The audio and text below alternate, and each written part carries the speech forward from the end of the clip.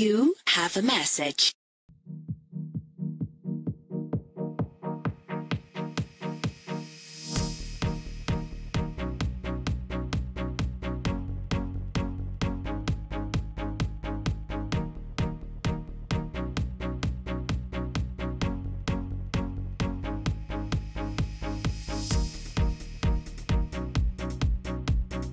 Assalamualaikum warahmatullahi wabarakatuh. Soalan pertama tu mungkin tak perlu jadi soalan pertama. Dia kena yang ni mungkin soalan kedua ke bagi nombor 1 tu. Yang pertama tu mungkin secara general, apakah yang dimaksudkan dengan kesihatan mental?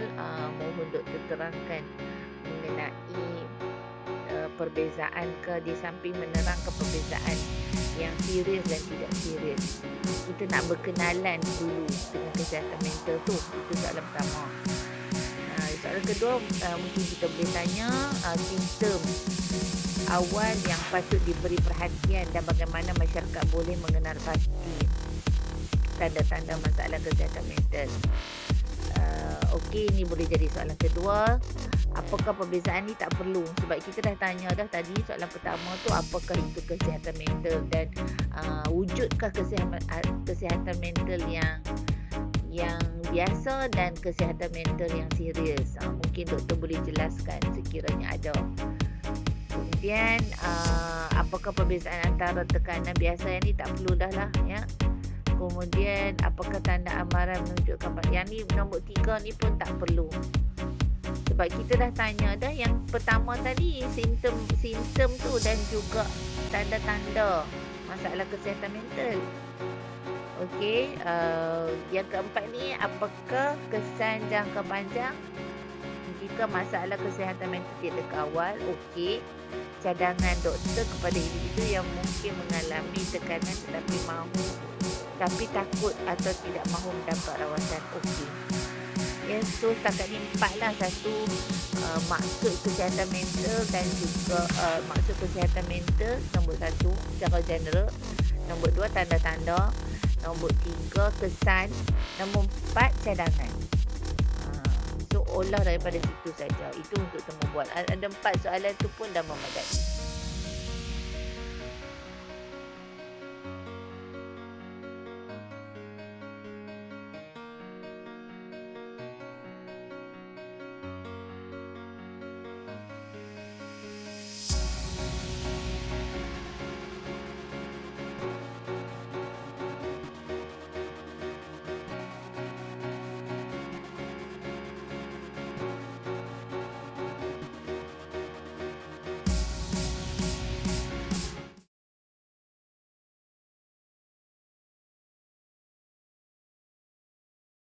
Apa kita kata hak asasi yang melampau macam tu kan. Tak adalah, saya ni memang buat provokasi saja pada peringkat awal tu.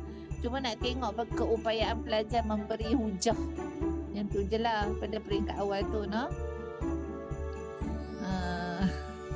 Okey, so setakat ni ada apa-apa lagi yang nak diberitahu, apa yang ialah kesulitan? Rasanya clear doktor. Bila kami tidak dapat temu bual dengan doktor pakar psikiatrik tu, nanti kami dah boleh buat video lah doktor. Alright, bagus. Alhamdulillah. Sebab terima kasih banyak doktor. Soal selidik tu dah settle dah kan? Itu kira cepat lah sebabnya ini Sebab tu yang saya tak ingat tu. Sebab rupanya yang sebelum ni lagi. Lepas Sebab baru habis ni kelas SEM 1 tu kami dah bagi-bagi kerja dah doktor. Sebab dah buat nak dah.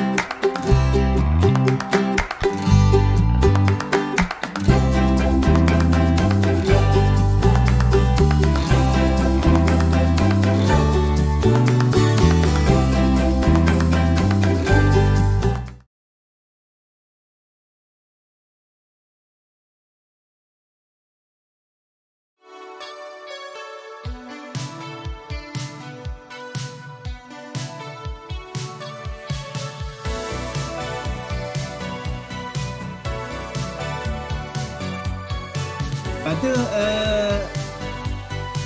final macam mana? Final untuk kita punya waktu Menyaki buat tu. Infografik tu. Setuju dah kau? Ada tengok dah lagi? Tani? Infografik. Okey je. Sebab gini berdasarkan infografik tu lah kita nak present nanti. Sebab apa tu kalau tengok orang lain buat tu 5 page gitu je kita banyak. kita berapa page pun? 12 juga. 12. 12. Kita ramah. No, kita 7 orang. Boleh kita bagi-bagi nanti. Ya dah. Isi 12 juga asal. 14. Banyak kan? 14 page. 14 ke bu?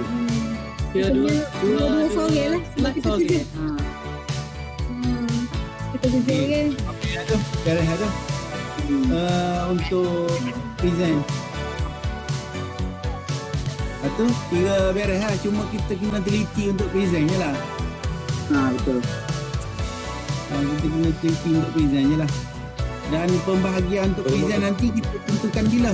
Untuk present nanti kita nak tentukan bila. Bagi lagu tu. Ada nanti tunggu Ki balik lah tak? Sebab kita pertemuan kita Ya sebelah 12. 12. Sebelah 12 bulan 7 kok. Ya. Saya tunggu Ki. Kita tunggu Ki sekali kita pembahagian untuk present. Yang Masa video tu apa? Masa program nanti boleh. boleh. Video tu pun kita tak perlu tayang kan sebab banyak grup kan untuk present tu.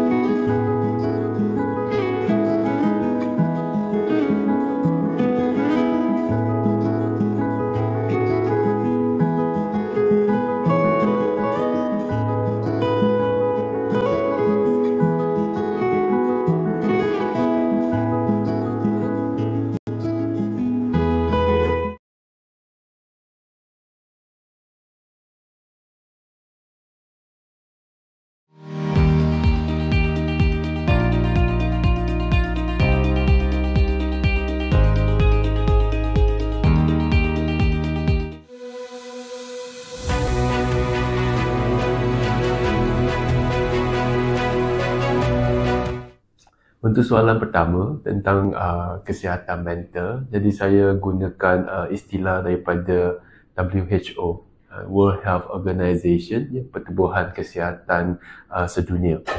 Jadi dia menyatakan kesihatan mental ni dia perlu ada 4 kriteria. Ya. Nombor 1 adalah orang ini dia sedar dengan kebolehan diri sendiri. Ya. Dia sedar dengan kebolehan diri sendiri. Contohnya apa kebolehan dia? Dia pandai menyanyi ataupun dia pandai buat apa-apa sajalah. Kalau seseorang yang dia sedar dengan kebolehan diri, barulah dia ada keyakinan diri, dia gembira dan puas hati dengan diri sendiri. Okey, itu nombor 1. Nombor 2 adalah dia perlu tahu macam mana nak menangani tekanan dalam kehidupan harian. Ya, kehidupan harian ni dari segi urus diri, daripada kerja rumah, hubungan dengan keluarga. Yang ni semua adalah kehidupan harian yang mungkin ada tekanan, stres. Ya. Tapi orang yang ada mental sihat, dia perlu tahu macam mana nak tangani. Ya, okay? Yang ketiga adalah boleh melakukan kerja secara produktif. Produktif ni macam tak kira lah dia kerja apa, kerja cleaner ke, kerja sebagai cikgu ke, bomba ke, nurse ke. Dan dia boleh lakukan tugas yang diberikan dengan baik. Okay. Yang itu satu kriteria. Kalau orang yang ada masalah dari kesihatan mental, dia jadi tak boleh nak produktif dalam tempat kerja. Celaru, waktu stres, ya. Mungkin masa dia sihat dia boleh buat, tapi bila dia tak sihat, dia dapat komplain daripada atasan ke, macam tu. Yang keempat adalah boleh memberi sumbangan kepada masyarakat. Ya. Tak kira lah apa pekerjaan, ya. Contohnya jual keropok ke, itu satu sumbangan untuk masyarakat juga. Kita menyediakan makanan, cleaner ke, ataupun misi ke, apa-apa saja. Ya. Sebab kalau kita dapat memberi sumbangan kepada masyarakat, kita sendiri akan rasa berpuas hati, akan rasa macam hidup kita ada tujuan. Jadi ini adalah antara 4 kriteria lah yang kita mengatakan macam mana kita nak bagi definisi kesihatan mental. Dari segi kenali kebolehan diri sendiri, menangani tekanan dalam kehidupan harian, melakukan kerja secara produktif dan juga memberi sumbangan kepada masyarakat.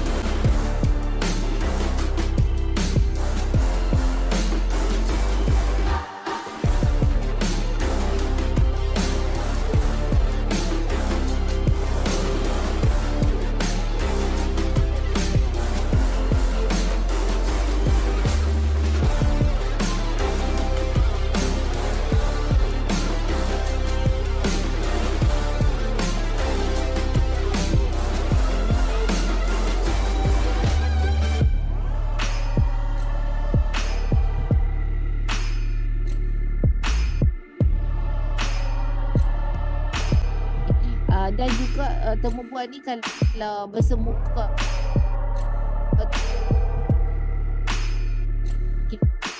kita temu perempuan secara atas tadi. Ya.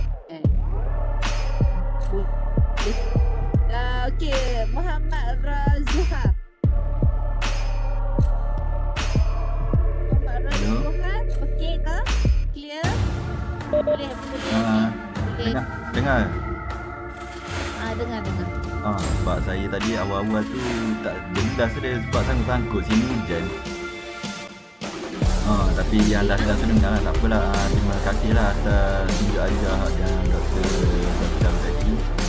InsyaAllah kami akan kerjasama lah untuk siapkan tugasan ni secepat mungkin dan komplit lah semua. Harap-harap begitu lah. Okey, insyaAllah.